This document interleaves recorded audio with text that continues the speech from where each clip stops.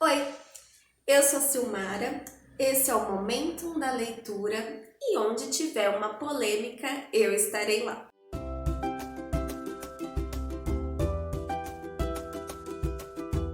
E já vou começar falando que se você ainda não é inscrito, senta o dedo no botão de se inscrever, de curtir e se quiser me ajudar, compartilhe esse vídeo com quem você sabe que ama Stephen King, que ama uma leitura e que nesse caso que ama uma polêmica. Hoje eu vou falar sobre o Fúria, publicado originalmente como Rage pelo mestre Stephen King, e foi o primeiro que ele publicou sob o pseudônimo Richard Bachman. Esse livro foi escrito no fim dos anos 60, quando King ainda era um baby.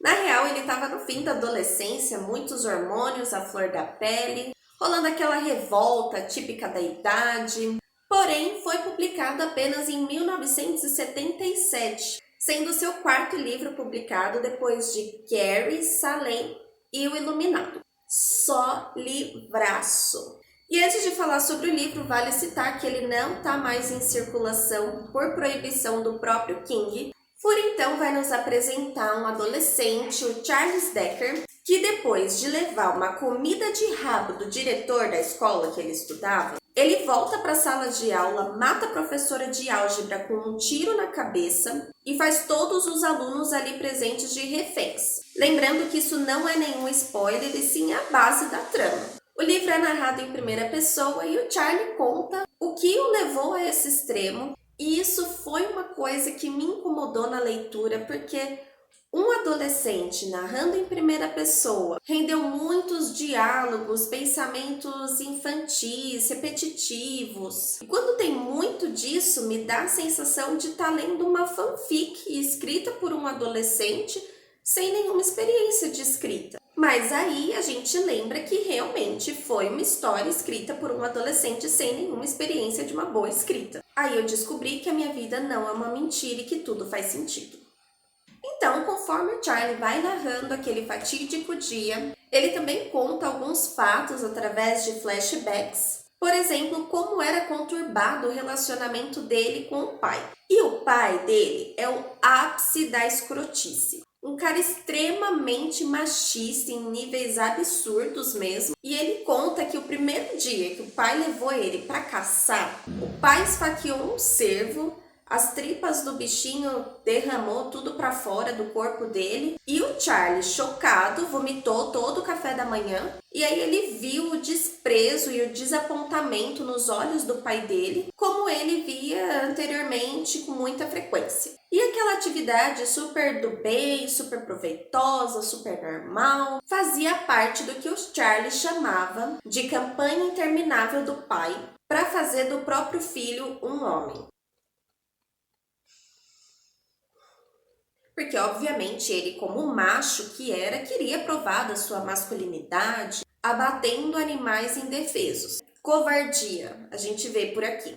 Numa outra ocasião, o Charlie se mostrou completamente traumatizado quando o pai, numa roda de amigos, fala que se ele pega a mulher dele, no caso a mãe do Charlie, traindo ele abriria o nariz dela em dois. E isso ficou enraizado na cabeça do Charlie, porque ele repete esse episódio muitas vezes ao longo da leitura. Enfim, o pai ficava forçando ele a ser um machão, várias vezes solta frases extremamente homofóbicas, e isso vai colocando o Charlie cada vez mais no limite. E como se não bastasse o pai, que é o próprio Chernobyl encarnado, o Charlie conta outro episódio que deixou ele também bem abalado, que foi uma surra que ele levou de um cara. E tudo que passava pela cabeça dele era que o pai jamais iria se preocupar quantas costelas ele tinha quebrado, e sim como que o outro cara tinha ficado. Para falar que o filho dele era um machão, todo forte, super violento. E num outro episódio de humilhação pública, teve um professor que ficou zombando, debochando dele no meio da aula, isso na frente de todos os outros alunos. E esses episódios todos começaram a desencadear surtos violentos no Charlie.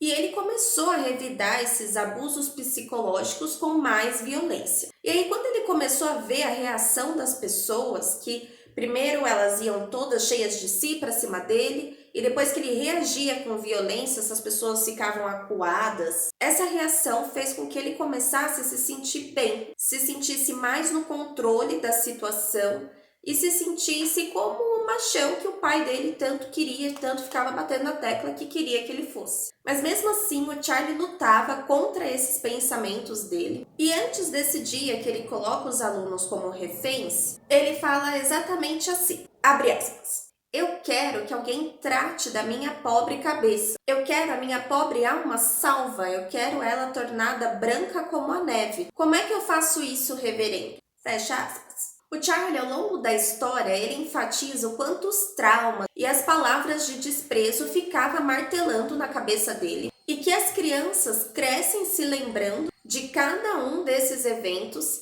e que as crianças americanas, especificamente, elas vivem numa imensa onda de violência, tanto no mundo real como no mundo de faz de conta, da sua própria imaginação. E na imaginação do Charlie, as pessoas queriam provocar briga com ele o tempo todo, talvez indicando aqui um princípio de paranoia patológica mesmo. E quando Charlie está com os outros alunos reféns, ele inicia um monte de diálogo, forçando para que os alunos mostrassem quem na visão dele, quem eles realmente eram. E que tirasse aquela máscara, aquela fachada que para ele era só uma aparência. E nessa cena, se você levar para o lado literal, muito provavelmente não vai fazer o menor sentido, mas eu interpretei aquilo como uma crítica a uma sociedade fútil que banaliza a violência, porque a professora estava morta no meio da sala e as crianças estavam tipo... E uma sociedade que não só julga como bem entende, como quer fazer justiça com as próprias mãos. E uma sociedade que prega falsos moralismos, quando na verdade eles fazem exatamente o contrário do que eles pregam. Ou seja, uma sociedade hipócrita. E é uma pena que uma mensagem com um grande peso como esse passou despercebido por muitos leitores. Em algumas resenhas eu vi que muitos resumem essa obra como um menino endemoniado, uma classe com alunos completamente apáticos, que nunca se comportariam dessa forma na realidade, e que nada justifica a atitude do personagem principal. Fim.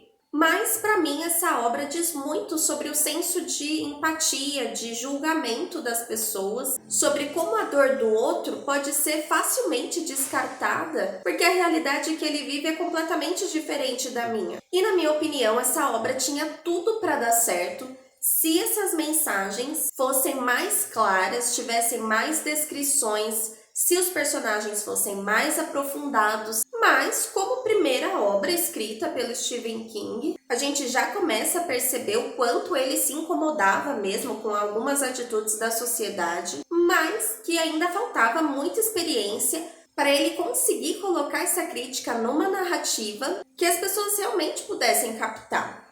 Então, por isso, eu dei 3,5 estrelas de um total de 5 no Scooby, porque apesar de eu ter gostado muito da mensagem, a forma da narrativa me incomodou. Não acho que foi uma forma clara, objetiva, para que todo mundo entendesse. Então, não é um livro que eu recomendaria para todo mundo. Mesmo porque esse livro, com certeza, não está à altura do que o King geralmente entrega. E agora, sobre o fato do King ter retirado esse livro de circulação. Ocorreram alguns casos reais associados ao livro envolvendo jovens armados. Um em 1988 na Califórnia, em que um estudante levou um rifle semiautomático para a escola e colocou 60 alunos como reféns por mais de 30 minutos. Ninguém foi morto, mas um amiguinho dele falou que ele tinha se identificado com o livro. Outro caso aconteceu em 1989, no Kentucky, em que um aluno levou uma espingarda e 2 pistolas e ficou 9 fucking horas com os alunos reféns. Ninguém foi ferido, mas o aluno em questão tinha uma cópia de Rage na estante dele. Outro caso aconteceu em 1993, também no Kentucky, em que um aluno pegou um calibre 38 do pai, atirou na professora na cabeça, atirou no guarda, deixou a classe refém por 20 minutos e libertou todo mundo. Ele tinha feito um trabalho baseado no livro, baseado no Rage, só que ele levou uma nota C da professora que ele matou posteriormente. E finalmente o caso que foi o estopim para o King tirar o livro de circulação Foi em 1997, quando numa reunião lá de oração, um adolescente de 14 anos atirou em 8 estudantes. Desses, 3 morreram, 5 ficaram feridos, e ele tinha uma cópia de Fúria no armário. Quando King foi falar sobre o caso, ele disse que quando ele escreveu Fúria, ele se baseou em suas próprias frustrações, nas suas dores de adolescente, e que, se essa obra estava influenciando pessoas, principalmente jovens problemáticos, que era melhor tirar de circulação. E numa realidade em que as armas podem ser adquiridas tão facilmente, é até compreensível essa atitude dele de não querer ver o seu nome associado novamente a massacres do tipo. Mesmo porque ele é um grande ativista contra essa facilidade de se obter armas com um alto poder de fogo. E o adolescente em questão desse último caso se chama Michael Kernel. E no dia ele embrulhou uma espingarda e um rifle num cobertor e levou para a escola falando que era um trabalho de arte. E ele também tinha uma pistola calibre 22 carregada na mochila, que foi a que ele utilizou. E depois do tiroteio ele colocou a pistola no chão, se rendeu para o diretor e falou: "Me mate, por favor, eu não acredito que eu fiz isso." Posteriormente ele disse que ele não podia dar uma explicação para o que ele tinha feito e que ele pensava que os seus pais não o amavam. A princípio, ele foi diagnosticado com um transtorno de personalidade esquizotípica e distimia, que são doenças patológicas associadas à depressão crônica, percepção incomum das coisas, ansiedade social, enfim, entre outros. Posteriormente, ele foi diagnosticado como esquizofrênico, que é uma patologia ainda mais grave, mas até que bem comum.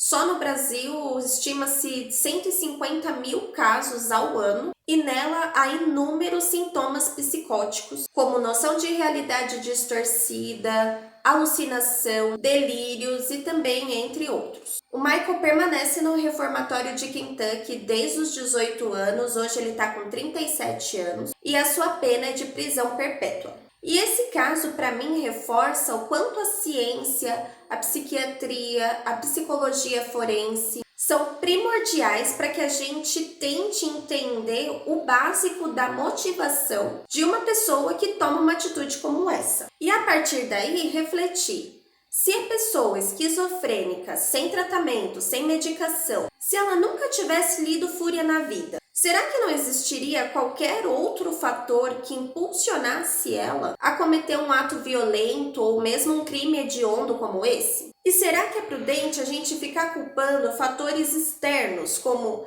qual foi o livro que ela leu, que filme ela assistia, quais os jogos ela gostava, qual era a música que ela ouvia, a cor de roupa que ela usava? Ao invés da gente focar no indivíduo, nas causas internas, na sanidade mental dele? E será que a proibição é um método efetivo para evitar esses acontecimentos? Na minha opinião, não. Mesmo porque, se a gente for começar a proibir livros, um dos que poderiam ser retirados de circulação seria a Bíblia, já que inúmeros grupos ao redor do mundo praticam atos extremamente violentos, genocidas, terroristas e que justificam as suas atitudes com passagens bíblicas. E aqui a gente pode mencionar o Lord's Resistance Army, ou o Exército de Resistência do Senhor, a própria KKK, a Ku Klux Klan, tem um outro grupo que se chama Christian Identity, ou Identidade Cristã, muitos ainda na ativa atualmente. E será que o problema é do livro? E você concorda com essa proibição? Me conta tudo nos comentários, que eu adoro ouvir opiniões diferentes. Quero muito saber o que você achou desse vídeo. Lembra de deixar aquela curtida para ajudar o canal a crescer. Aqui embaixo eu vou deixar as redes sociais do Instagram e do Scooby, que é onde eu compartilho as minhas leituras atuais. Até o próximo vídeo, uma excelente leitura a todos, um beijo